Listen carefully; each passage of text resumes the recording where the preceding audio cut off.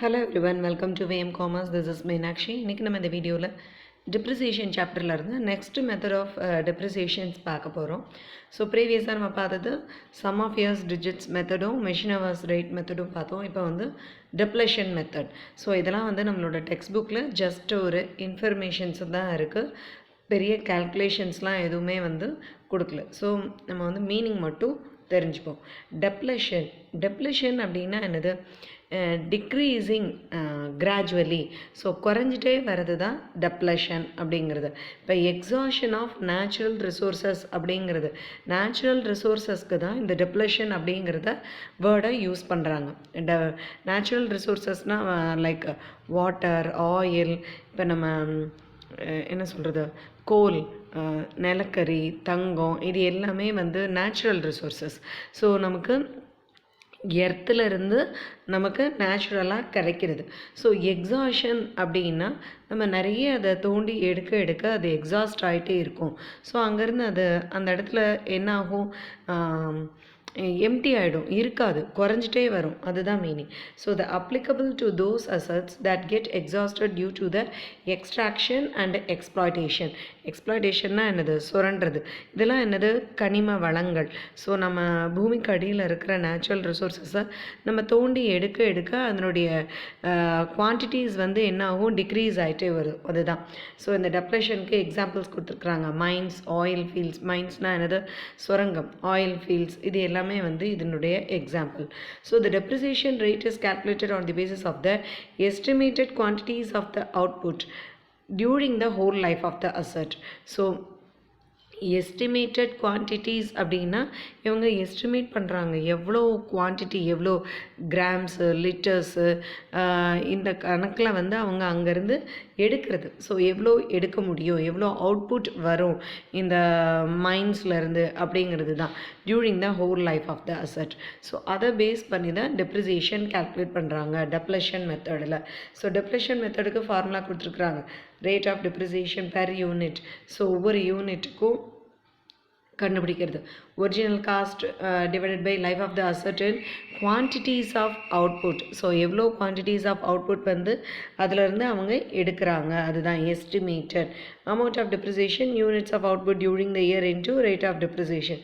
That is இங்கே நான் கொடுத்துருக்கேன் இந்த பாக்ஸில். Amount of depreciation equal to original cost minus scrap value divided by estimated number of units of output.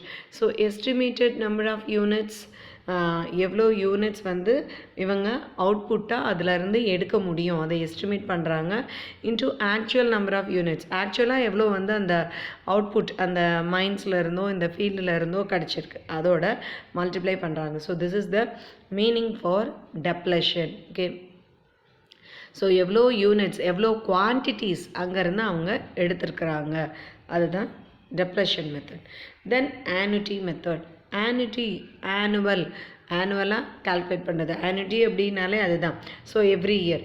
And this method not only the original cost of the asset but also the amount of interest on the investment is taken into account while computing the depreciation. So annuity method அப்படிங்கும்போது இதில் வந்து amount of டெப்ரிசியேஷனோ இல்லை காஸ்ட்டோ வந்து increase பண்ணி காமிக்கிறது. நம்ம இவ்வளோ பார்த்த மெத்தடில் வந்து டிக்ரீஸ் ஆகிட்டே இருக்கும். ஸோ ஆனுட்டி மெத்தடில் ஜஸ்ட் ஆப்போசிட். ஏன் அப்படின்னா இப்போ ஆனுட்டி ஒரு அசட் வந்து ஒரு ஃபிக்ஸட் அசட் வாங்குகிறோம் அப்படின்னா it is a capital expenditure. நம்ம ஒரு இன்வெஸ்ட்மெண்ட்டை ஒரு மிஷினரியில் ஒரு அசட்டில் வந்து நம்ம லாக் பண்ணிடுறோம், அதுதான் மீனிங். இப்போது அதே ஒர்த் ஆஃப், இப்போ அசட் வந்து ஒரு 5 lakhs rupeesக்கு வாங்குகிறோம் ஃபிக்ஸட் அசட்ஸ் அப்படின்னா, இப்போ அதை ஒரு இன்வெஸ்ட்மெண்ட், அதாவது ஒரு பேங்க்கில் வந்து நம்ம இன்வெஸ்ட்மெண்ட் பண்ணியிருக்கோம்னா என்ன ஆகும், நமக்கு அதில் இருந்து மந்த்லி ஒன்ஸ் இன்ட்ரெஸ்ட் கிடச்சிட்டே இருக்கும். ஓகேவா?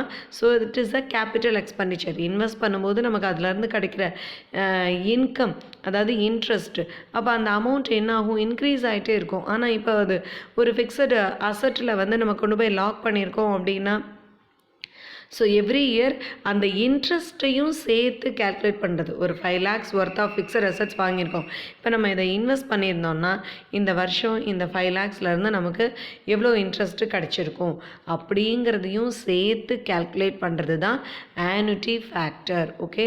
So interest on the investment is calculated for the calculation of depreciation.